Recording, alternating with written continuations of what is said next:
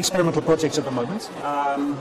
I think the way everybody sees it, or would like to see it, is something that helps journalists to be able to focus on what we would call added value. So are there some projects that they can help us with regard to doing what we would say some of the drudgery, some of the less glamorous parts of journalism that will free us up to do that. So we've got some experimental projects which we're looking at the moment, certainly in the domain of sports results, and basic things like that. I think there's also interesting applications for this in the world of perhaps some areas of economics writing, stock market reports, and so on and so forth. So we've got some experimental projects in that domain. Okay. So you see it more as an assistant rather than... Well, I'm not naive, you see. I mean, I think that, our general... If you look at the way technology is going, if you look at self-driving cars and so on and so forth, I think we have to think that the robots are going to be very, very good at what they do. So that's going to be a constant challenge for us. And I don't think journalism, like any industry, can sort of stand outside of that. We have to embrace it and then work out where the humans come in at some point. But for the moment, I think that's where we see things at the moment. Other trends globally that you see at the moment you're particularly excited by in the media world? I think one of the things that interests us at the moment, I think, it's quite a turbulent global geopolitical context, I would say, at the moment.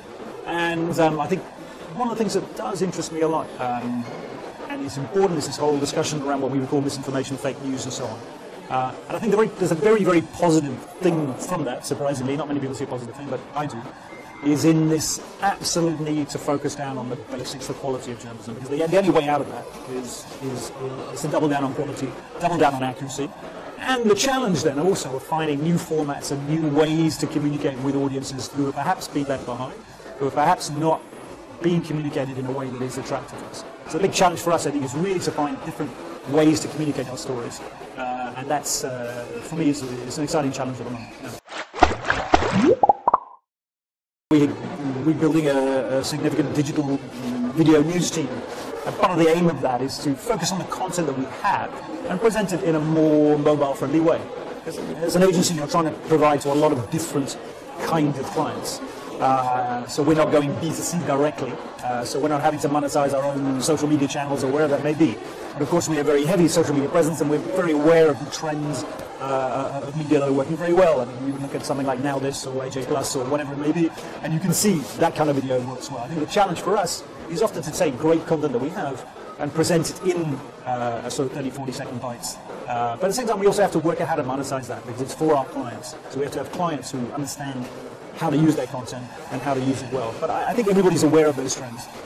It's more complicated in a B2C environment than in a B2B environment than in a B2C environment. Sure. Do you think if you take a news story which you would put, say, under a typical Western piece, say 600 words or something like that, and then you're putting it into a 30-second video, do you think that coverage of news changes by doing that? Well, the challenge, as I said, the challenge is to be able to tell stories in different ways. So I think it's not a question of taking a 600-word or a 300-word news story from our wire. The point is to take all our journalism, look at what we're doing, and think, hang on, how can we tell this story?